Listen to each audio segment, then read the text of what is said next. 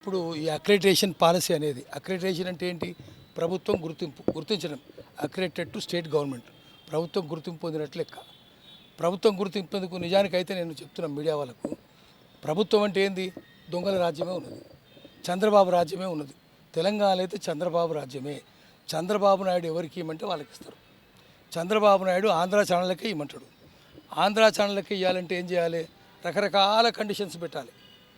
అంటే ఈ కండిషన్స్ ప్రకారం ఎవరికి వస్తాయంటే ఈనాడుకు వస్తాయి, జ్యోతికి వస్తాయి, ఆంధ్ర ఛానల్కే వస్తాయి, వాళ్ళకి తప్ప వేరే వాళ్ళకి రావు. అదేవిధంగా టీవీ9కి వస్తాయి, టీవీ5కి వస్తాయి, వాళ్ళకి వచ్చేది ఎన్టీవీకి వస్తాయి, ఈనాడుకి వస్తాయి, ఏబిఎన్కి వస్తాయి. తెలంగాణ సోషల్ మీడియాకి రావు.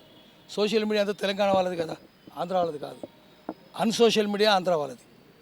తెలంగాణ ఉద్యమంలో ఎంత ఏడిపించారో తెలుసు కదా, వాళ్ళు ఏం రాసినారో చూసినాం కదా. వాళ్ళు రాసినరా? ఇప్పుడు వెలుగుమట్ల జరుగుతున్నది. ఒక్క పత్రికనే రాస్తుందా?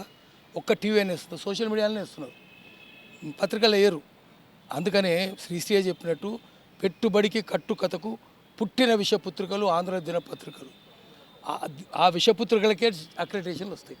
పత్రికలు గోరంతలు కొండంతలు చేస్తాయి, కొండలు గోలుకొండలు దాచేస్తాయి అన్నాడు.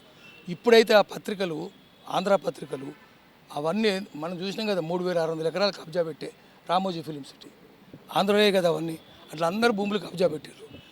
అప్పుడేమో పత్రికలు గోరంతలు కొండంతలు చేసినాయి.